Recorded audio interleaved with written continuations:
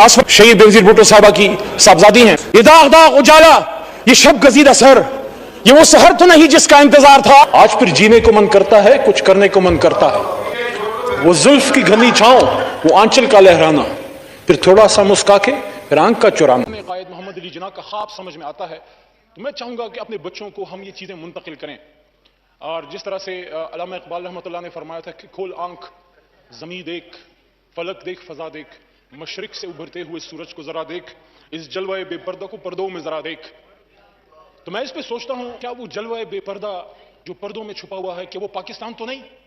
दिल गवाही देता है कि शायद है, क्योंकि नबी पाक सल्लल्लाहु अलैहि वसल्लम ने 1450 साल पहले जब एक हदीस का मफहूम है, जब उन्होंने फरमाया कि मुझे हिंद से ठंडी हवाएं आती हैं। 27 रमजान मुबारक को जो मुल्क बना, ये पाकिस्तान, जो ला इलाहा इल्लल्लाह मुहम्मदुर रसूलुल्लाह सल्लल्लाहु अलैहि वसल्लम पे बना, जिसकी पार्लिमान के माथे पे ये कलमा अज़ीम शान है, जब तक दुनिया है तब तक कलमा तैयबा पाक रहेगा, तब तक पाकिस्तान का पार्लिमान रहेगा, तब तक ये कलमा तैयबा पाक उस पे लिखा रहेगा, जब तक क़यामत नहीं कायम होती पाकिस्तान इंशाअल्लाह ताबिंदा रहेगा, कायम और ताबिंदा रहेगा, पाकिस्तान जिंदा रहेगा। बरकत अली फैसलाबाद वाले मलंग तबा, उनकी एक बात आज याद आती है।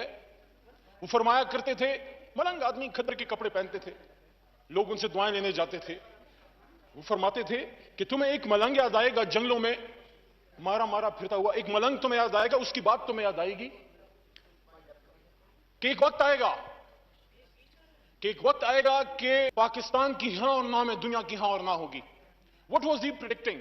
कायद आज़म मोहम्मद अली जिन्ना का ख्वाब, कि जब उनसे लाइफ मैगजीन वालों ने 1942 या 48 में पूछा कि mister Jinnah, how do you perceive Pakistan, ये जो आप बनाने जा रहे हो आप इसको क्या देखते हो? उन्होंने फरमाया, शॉर्ट बिल्कुल लेकिन बड़ा ही टू द पॉइंट, उन्होंने फरमाया Pakistan is going to become the pivot of the world.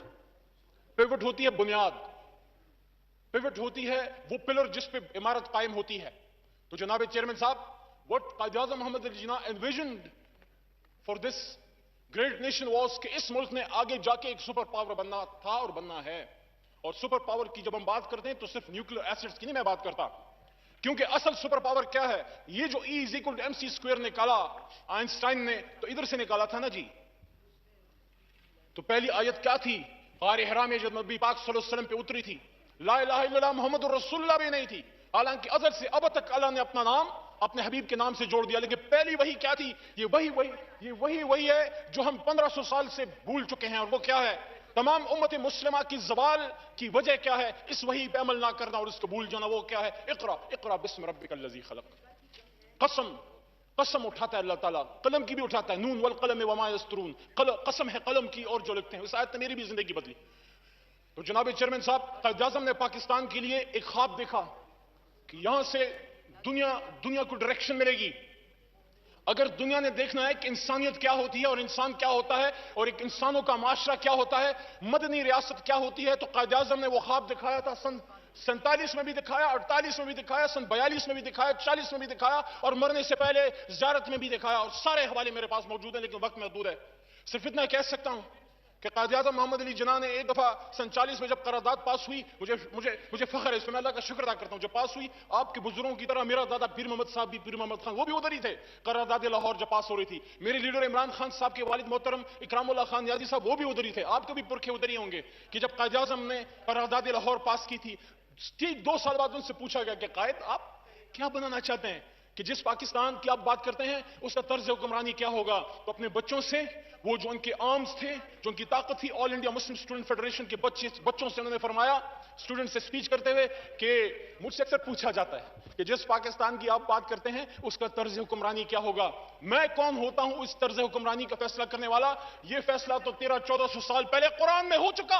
Quran हमारी रहनुमाई के लिए ता क़यामत मौजूद रहेगा। वल्लाह हमने अमल नहीं किया, सच बोले हमने अमल नहीं किया। अगर हमने अमल किया होता, आज हमारी बच्चियां बीच चौराहे जो है वो नीलाम ना हो रही होती, उनसे रेप ना हो रहे होते। जो बच्चों से जो कुछ बदबख्त लोग जो हैं इस्लाम की जो किले हैं, मदरसों में, हमारे स्कूलों में, हमारे बाजारों में, हमारे घरों में, ना हमारे बच्चे ना हमारी बच्चियां महफूज हैं, क्योंकि कुरान पे नहीं चलाया मेरे भाई। हालांकि इस ऐवान को यह एजाज हासिल है अल्हम्दुलिल्लाह, जब इस पाकिस्तान पे मुश्किल वक्त आया है, यहां से स्ट्रेंथ मिली है। इस ऐवान से बावजूद तमाम बदनामियों के, जो हमने खुद भी कमाई हैं, लेकिन कुछ गैरों से भी मिली हैं तोहफे में, लेकिन इधर से स्ट्रेंथ मिली है। हुजूर, यहां जब बच्चों की ریپس کی بات ہوئی، اسی ایوان سے اس ناچیز کے ہاتھ پورے ایوان نے قرارداد پاس کی. وہ کیا تھی کہ اسلام کے مطابق ہمارے بچے بچی اس ریپ کرنے والوں کو آپ سرعام پھانسی دیں. اس ایوان کی مہر تصدیق اس پہ ثبت ہے. عمل چاہے جب بھی ہو، جب بھی ہمیں ایمانی طاقت پیدا ہوگی نا تھوڑی سی بڑھے گی، تھوڑی سی غیرت زیادہ ہوگی. وہ کیا علامہ نے فرمایا تھا کہ غیرت ہے بڑی چیز جہاں تگدو میں ہے جی، غیرت ہے بڑی چیز جہاں تگدو میں، پہناتی ہے درویش کو تاجے سر دارا.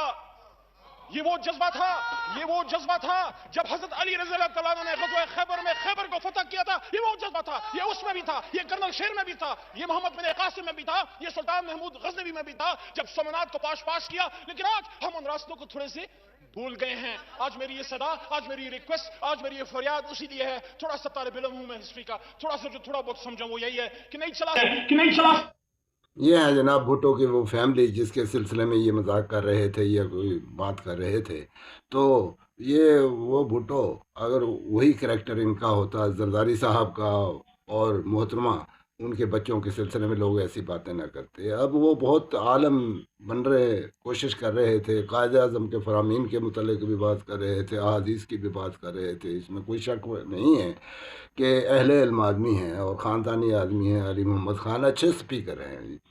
اب یہ بات انہوں نے جو ڈیفائن کیا، قائد اعظم نے یہ کہا کہ پاکستان از پیوٹ آف دا ورلڈ، تو اس کا مطلب یہ ہے کہ پاکستان مرکز ہوگا. جو یہ کہا جا رہا ہے کہ پاکستان کے فیصلے جو ہے نا دنیا بھر کے پاکستان میں ہوں گے، تو اس کا یہ تھا کہ پیوٹ کا مطلب ہے قلعہ یا کھونٹا یا مرکز جس پہ ڈیپینڈ کرتا ہے، یا اینکر. جیسے کہ ایک جہاز لنگر انداز جب ہوتا ہے تو سمندر میں اینکر ڈالا جاتا ہے جو جا کے تہ میں کھب جاتا ہے اور اس کی وجہ سے پھر وہ جو جہاز ہے ادھر ادھر ہل نہیں سکتا.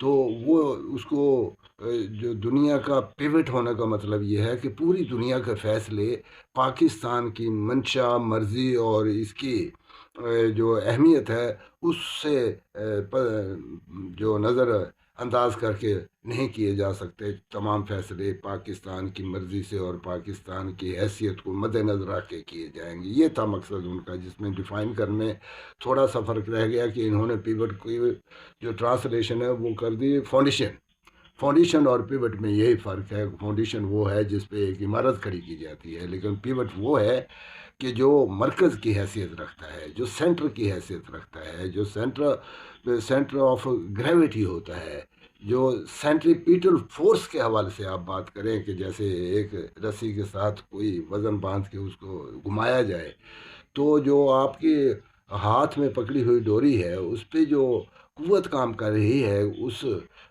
جو وزن کو جو دوسرے سرے پہ رسی کے ساتھ بندھا ہوا ہے اس کو ایک دائرے میں گھومنے پر مجبور کر رہی ہے. یہ ہے وہ پیوٹ آپ کا جو ہاتھ ہے، یہ ہے وہ مرکز، یہ ہے وہ سینٹر جو آپ نے ہاتھ میں پکڑ رکھی ہے رسی اور اس کو گھما رہے ہیں. اسی طریقے سے یہ ایگزامپل دی تھی قائد اعظم محمد علی جناح نے کہ جو پاکستان پیوٹ کی حیثیت رکھے گا پوری دنیا کو اپنے گرد ایسے گھومنے پر مجبور کر دے گا. اس کی جغرافیائی جو اہمیت ہے وہ اتنی ہے